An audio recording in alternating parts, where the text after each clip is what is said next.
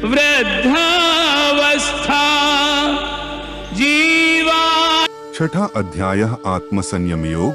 श्रीमद् भगवद गीता 5वें अध्याय के आरंभ में अर्जुन ने भगवान से कर्म संन्यास, सांख्य योग तथा कर्मयोग, इन दोनों में से कौन सा साधन निश्चित रूप से कल्याणकारी है यह जानने की प्रार्थना की। तब भगवान ने दोनों साधनों को कल्याणकारी बताया और फल में दोनों समान हैं। फिर भी साधन में सुगमता होने से कर्म संन्यास की अपेक्षा कर्मयोग की श्रेष्ठता सिद्ध की है। बाद में उन दोनों साधनों का स्वरूप, उनकी विधि और उनका फल अच्छी तरह से समझाया। इसके उपरांत उन दोनों के लिए अति उपयोगी और मुख्य उपाय समझकर संक्षेप में ध्यान योग का भी वर्णन किया।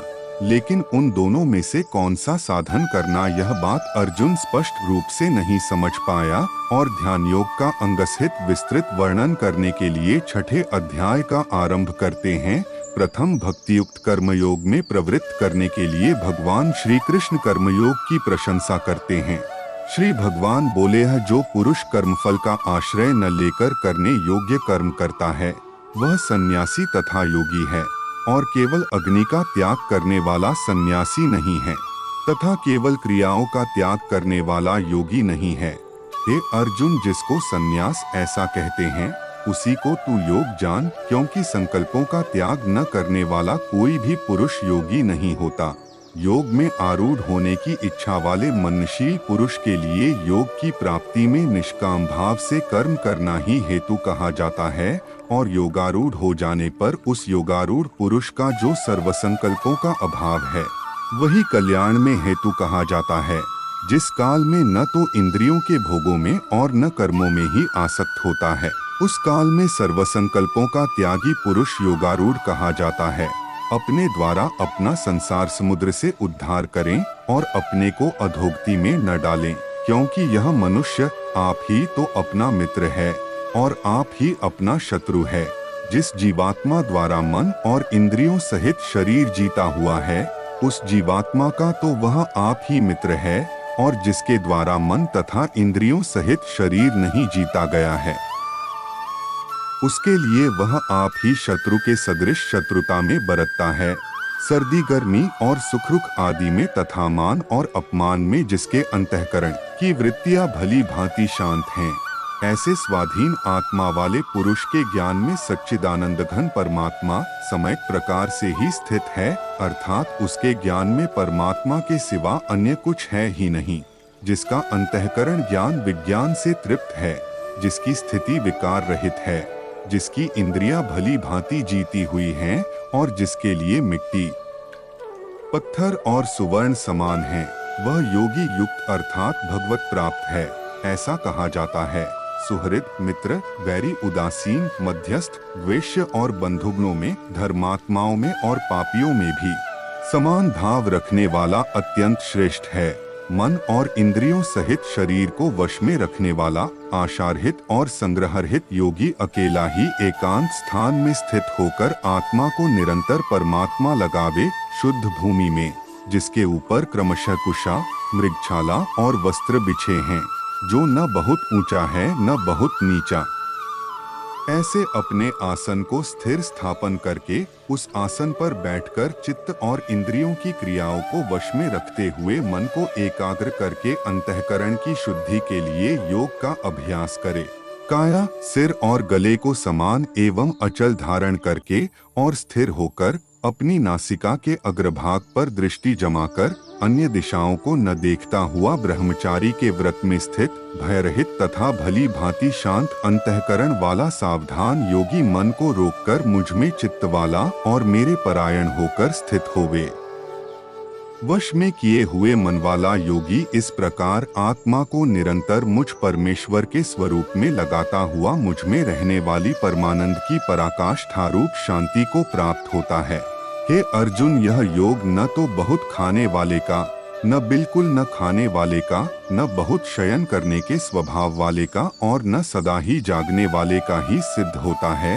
दुहकों का नाश करने वाला योग तो यथायोग्य आहार विहार करने वाले का, कर्मों में यथा योग्य चेष्टा करने वाले का। जन्म के दो दरवाजे हैं जो एक दूसरे के आमने सामने हैं। प्राणी जब मृत्यु के दरवाजे पर पहुंचता है और यथायोग्य सोने तथा जागने वाले का ही सिद्ध होता है। अत्यंत वश में किया हुआ चित्त जिस काल में परमात्मा में ही भली भांति स्थित हो जाता है, उस काल में संपूर्ण भोगों से स्पृहारहित पुरुष योगयुक्त है, ऐसा कहा जाता है। जिस प्रकार वायुरहित स्थान में स्थित दीपक चलायमान नहीं होता, वैसी ही उपमा परमात्मा के ध्यान में लगे हुए योगी के जीते हुए चित्त की कही गई है। योग के अभ्यास से निरुद्ध चित्त जिस अवस्था में उपराम हो जाता है और जिस अवस्था में परमात्मा के ध्यान से शुद्ध हुई सूक्ष्म बुद्धि द्वारा परमात्मा को साक्षात करता हुआ सच्चिदानंद घन परमात्मा में ही संतुष्ट रहता है, इंद्रियों से अतीत केवल शुद्ध हुई सूक्ष्म बुद्धि द्वारा ग्रहण करने योग्य जो अनंत आनंद है, उसको जिस अवस्था में अनुभव करता है और जिस अवस्था में स्थित यह योगी परमात्मा के स्वरूप से विचलित होता ही नहीं, परमात्मा की प्राप्ति रूप जिस लाभ को प्राप्त होकर उससे अधिक दूसरा कुछ भी लाभ नहीं मानता और परमात्म प्राप्ति रूप जिस अवस्था में स्थित योगी बड़े भारी दुहक से भी चलायमान नहीं होता, जो दुहक रूप संसार के संयोग से रहित है तथा जिसका नाम योग है, उसको जानना चाहिए। वह योग न उकताए हुए अर्थात धैर्य और उत्साह युक्त चित्त से निश्चय पूर्वक करना कर्तव्य है। संकल्प से उत्पन्न होने वाली संपूर्ण कामनाओं को निःशेष रूप से त्याग कर और मन के द्वारा इंद्रियों के समुदाय को सभी ओर से भली भांति रोककर क्रम से अभ्यास करता हुआ उपरति को प्राप्त हो तथा धैर्ययुक्त बुद्धि के द्वारा मन को परमात्मा में स्थित करके परमात्मा के सिवा और कुछ भी चिंतन न करे। यह स्थिर न रहने वाला और चंचल मन जिस जिस शब्दादि विषय के निमित्त से संसार में विचरता है, उसे उस विषय से रोककर यानी हटाकर इसे बार बार परमात्मा में ही निरुद्ध करे, क्योंकि जिसका मन भली प्रकार शांत है, जो पाप से रहित है और जिसका रजोगुण शांत हो गया है, ऐसे इस सच्चिदानंद घन ब्रह्मा के साथ एक ही भाव हुए योगी को उत्तम आनंद प्राप्त होता है। वह पाप रहित योगी इस प्रकार निरंतर आत्मा को परमात्मा में लगाता हुआ सुखपूर्वक परब्रह्म परमात्मा की प्राप्ति रूप अनंत आनंद का अनुभव करता है। सर्वव्यापी अनंत चेतन में एक ही भाव से स्थिति रूप योग से युक्त आत्मा वाला तथा सब में संभाव से देखने वाला योगी आत्मा को संपूर्ण भूतों में स्थित और संपूर्ण भूतों को आत्मा में कल्पित देखता है। जो पुरुष संपूर्ण भूतों में सबके आत्मरूप मुझ वासुदेव को ही व्यापक देखता है और संपूर्ण भूतों को मुझ वासुदेव के अंतर्गत देखता है, उसके लिए मैं अदृश्य नहीं होता और वह मेरे लिए अदृश्य नहीं होता। जो पुरुष एक ही भाव में स्थित होकर संपूर्ण भूतों में आत्मरूप से स्थित मुझ सच्चिदानंद घन वासुदेव को भजता है, वह योगी सब प्रकार से बरतता हुआ भी मुझ में ही बरतता है। नित्य स्थिति को नहीं देखता हूँ, क्योंकि हे श्री कृष्ण यह मन बड़ा चंचल प्रमथन स्वभाव वाला बड़ा दृढ़ और बलवान है, इसलिए उसका वश में करना मैं वायु को रोकने की भांति अत्यंत दुष्कर मानता हूँ।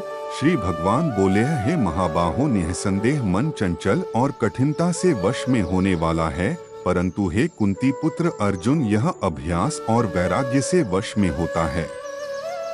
जिसका मन वश में किया हुआ नहीं है, ऐसे पुरुष द्वारा योग दुष्प्राप्य है और वश में किए हुए मन वाले प्रयत्नशील पुरुष द्वारा साधन से उसका प्राप्त होना सहज है। यह मेरा मत है। अर्जुन बोले, हे श्री कृष्ण जो योग में श्रद्धा रखने वाला है किंतु संयमी नहीं है, इस कारण जिसका मन अंतकाल में योग से विचलित हो गया है, ऐसा साधक योग की सिद्धि को अर्थात भगवत साक्षात्कार को न प्राप्त होकर किस गति को प्राप्त होता है। हे महाबाहो, क्या वह भगवत प्राप्ति के मार्ग में मोहित और आश्रय रहित पुरुष छिन्न भिन्न बादल की भांति दोनों ओर से भ्रष्ट होकर नष्ट तो नहीं हो जाता? हे श्री कृष्ण, मेरे इस संशय को संपूर्ण रूप से छेदन करने के लिए आप ही योग्य हैं। वो नहीं बदलती, परंतु शरीर नाशवान है, इसलिए एक ही आत्मा के क्योंकि आपके सिवा दूसरा इस संशय का छेदन करने वाला मिलना संभव नहीं है।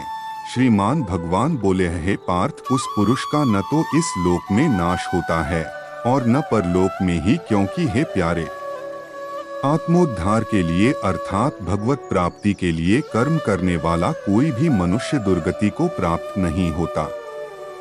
योगभ्रष्ट पुरुष पुण्यवानों लोकों को अर्थात स्वर्ग आदि उत्तम लोकों को प्राप्त होकर उनमें बहुत वर्षों तक निवास करके फिर शुद्ध आचरण वाले श्रीमान पुरुषों के घर में जन्म लेता है, अथवा वैराग्यवान पुरुष उन लोकों में न जाकर ज्ञानवान योगियों के ही कुल में जन्म लेता है।